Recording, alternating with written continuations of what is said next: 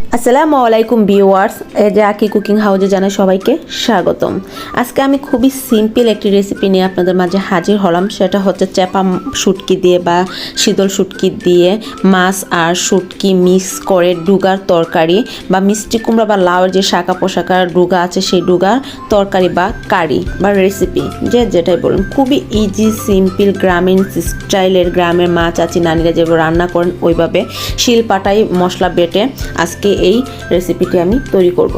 তার জন্য at first আমি এখানে 2 আটির মতো ডুগা বা শাখা পোশাকা লাউ বা মিষ্টি কুমড়া সেগুলা বেছে কেটে একদম ধুয়ে নিয়ে নিয়েছি মাছ, পাঙ্কাশ মাছের পেটা কয়েকটা চাক নিয়ে নিয়েছি। আপনি চাইলে আদারওয়াইজ যে কোনো মাছ এখানে ইউজ করতে পারেন।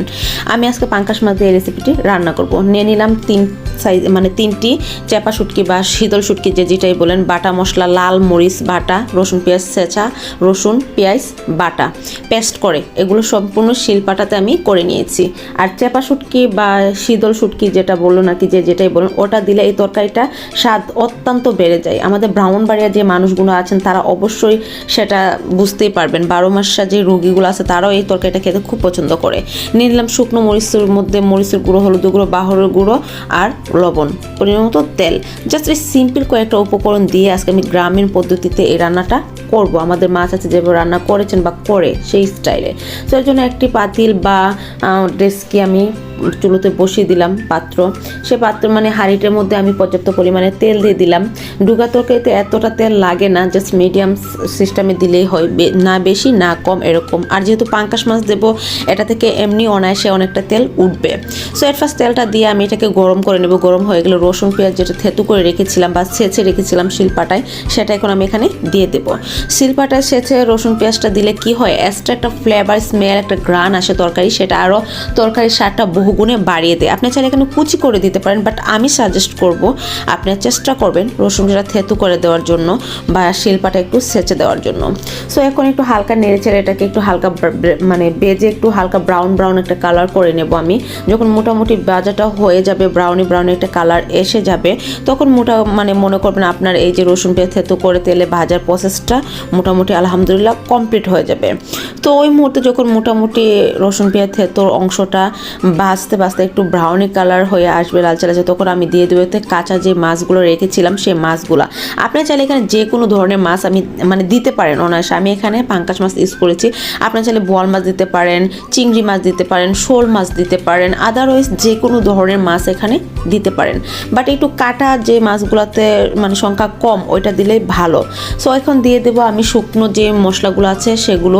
এখানে যা শুধু মরিচের গুঁড়ো, হলুদের গুঁড়ো আর জিরের গুঁড়ো আমি এখানে ইউজ করব, অন্য কোনো আর মশলা এখানে দেওয়ার দরকার নেই। আর আমি যেহেতু লাল মরিচ বেটে এখানে আজকে রান্না করব, তাই মরিচের গুঁড়োর পরিমাণটা আমি একটু কম দেবো। এখানে আমি আজকে 1/2 চামচ মরিচের গুঁড়োটা দিয়েছি, এর বেশি দেওয়ার দরকার নেই, এর বেশি দিলে জালটা বেশি হয়ে যাবে। সো দিয়ে দিলাম 1 চামচের মতো ধনিয়ার গুঁড়া, 1/2 চামচ দিয়ে দিলাম হলুদের গুঁড়ো, জাস্ট এনাফ। শুকনো মশলার মধ্যে 1/2 চামচ মরিচের গুঁড়ো, 1/2 চামচ হলুদের গুঁড়ো, 1 চামচ বাহরের গুঁড়ো আর আপনার 2 চামচ লবণ, জাস্ট এনাফ। 2 চামচ লবণ দিলে এখানে রান্নাটা পরিমাণটা কমপ্লিট হবে। সো একটু হালকা নেড়ে চেড়ে, বেশি নাড়বো না, বেশি নাড়লে চাইলে আবার একটা ধাজালো ধাক উঠে যাবে বা মশলাটা পুড়ে যাবে। সো এই মুহূর্তে আমি একটু এখানে পানি অ্যাড করে দেব। আপনারা চাহিদা অনুযায়ী পানিটা অ্যাড করবেন, যার যতটুকু লাগে বা পরিমাণ অনুযায়ী। সো ডুগা তরকারিতে এত বেশি পানি লাগে না বা দরকার হয় না। আমি এই গ্লাসটি দিয়ে 2 গ্লাস এখানে জাস্ট 2 গ্লাস পানি আমি এখানে অ্যাড করে দেব। আপনি চাইলে পানির পরিমাণটা আপনাদের চাহিদা অনুযায়ী করতে পারেন, কম বেশি সেটা আপনাদের উপর ডিপেন্ডস করে। সো আমি এখানে 2 গ্লাস পানি দিয়ে দিয়েছি, আমার জাস্ট এনাফ, আর লাগবে না।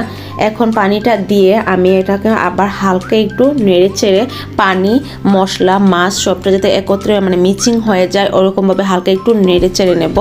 সো এখন নেড়ে চেড়ে নিয়ে আমি সুন্দরভাবে এটাকে একটা ঢাকনা দিয়ে এখন ঢেকে দেব।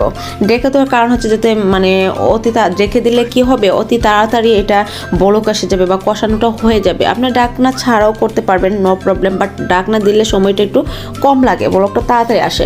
সো আমার মোটামুটি তরকারির পানিটা বা ঝোলটা মোটামুটি কষানো হয়ে গেছে, দেখতে পাচ্ছেন বলক এসে গেছে। এখন আমি দিয়ে দেবো যে ডুগাগুলো ধুয়ে রেখে দিয়েছিলাম পানিটা জড়িয়ে, সেই ডুগাগুলো এখন আমি একটু দিয়ে দেবো।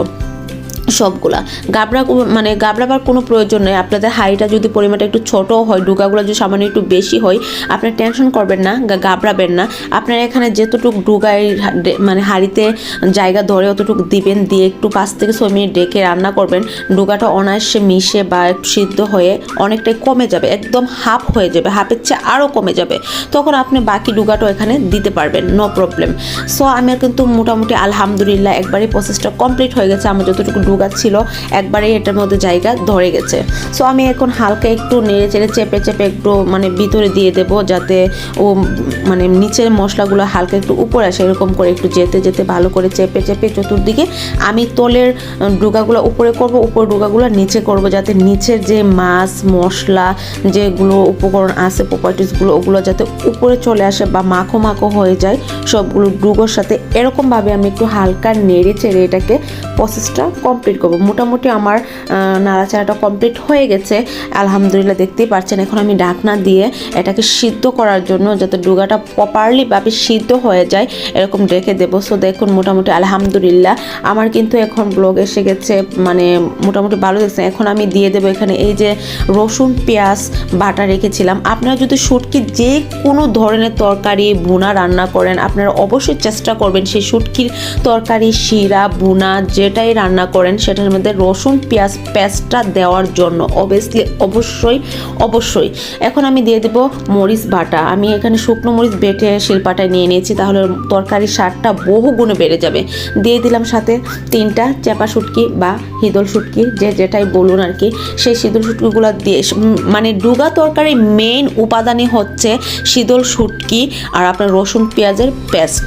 আর মরিচ বাটা আপনার একদমই আপনার নিজের উপর ডিপেন্ডস করে, অপশনাল। আপনি চাইলে দিতেও পারেন, না দিতে পারেন, কোনো প্রবলেম নেই। বাট রসুন পেঁয়াজ পেস্টটা শুটকি তরকারির সাথে দিতেই হবে, না দিলে প্রপারলি একটা স্বাদ বা টেস্ট সেটা আসে না বা পাওয়া যায় না। দেখুন লাল মরিচ বেটে পেস্ট করে দেওয়ার কারণে তরকারির রঙটা কতটুকু কিউট এবং সুন্দর লাগছে দেখতে, খেতেও এটা খুবই টেস্ট।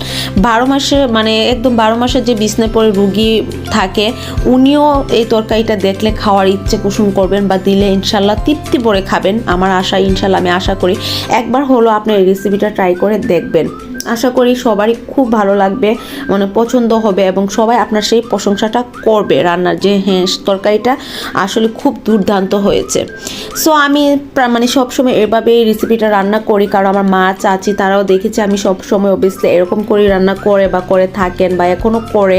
আমার নানি দাদি তারাও এভাবেই রান্না করে।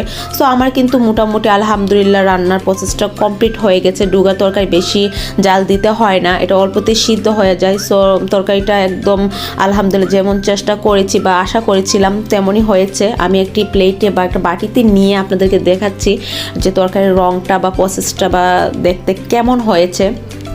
সো দেখে অবশ্যই বুঝতেই পারছেন তরকারির রং বা ধরনটা দেখে আলহামদুলিল্লাহ কেমন হয়েছে। একবার হলো আপনার এই রেসিপিটা ট্রাই করবেন। আর আমি ডেসক্রিপশন বক্সে অল A to Z সব কিছু দিয়ে দেবো, কীভাবে রান্না করলাম, কি দিলাম, কোন উপাদান পরিমাণটা কতটুকু আমার লেগেছে, আমি A to Z সব কিছু ডেসক্রিপশন বক্সে দিয়ে দেবো। তারপর যদি এর সম্পর্কে কোনো কিছু কমেন্ট আপনাদের থাকে বা জানার আগ্রহ থাকে, আপনারা আমাকে কমেন্ট বক্সে জানাতে পারেন, নির্দ্বিধায় জানাতে পারেন। এমন ইজি কোনো রেসিপি যদি আপনাদের দরকার হয় বা লাগে সেটাও আপনারা জানাতে পারেন। সো আমি সবসময় চেষ্টা করবো এরকম গ্রামীণ স্টাইলে একদম সিম্পলভাবে নর্মালভাবে রান্নার প্রসেসগুলো আপনাদের মাঝে উপস্থাপন করার জন্য আর দেখানোর জন্য, শেখানোর জন্য, নতুনদেরকে একবার হাতে কলমে যাতে সুন্দরভাবে তারা শিখতে পারে, দেখতে পারে আর রান্না করতে পারে, তার জন্য আমার এই ইউটিউব রান্নার চ্যানেলের প্রয়াসটা আর কিছুই না। সো যদি এই ভিডিওটা আপনাদেরকে ভালো লাগে, পছন্দ হয়, তাহলে শেয়ার করবেন আর আমার ভিডিওটার মধ্যে একটা লাইক করবেন। আমার চ্যানেলটি সাবস্ক্রাইবার করে অল নোটিফিকেশন বেলটি বাজিয়ে দেবেন। আশা করি আমার এই ভিডিওটি আপনাদের সবারই ভালো লাগবে। আর যদি এরকম নর্মাল ভিডিও আমার পেতে চান তো আমাকে সাপোর্ট করবেন, আমার চ্যানেলটির সাথে থাকবেন। সো আশা করি সবারই ভালো লেগেছে বা লাগবে। সো সবাই ভালো থাকবেন, সুস্থ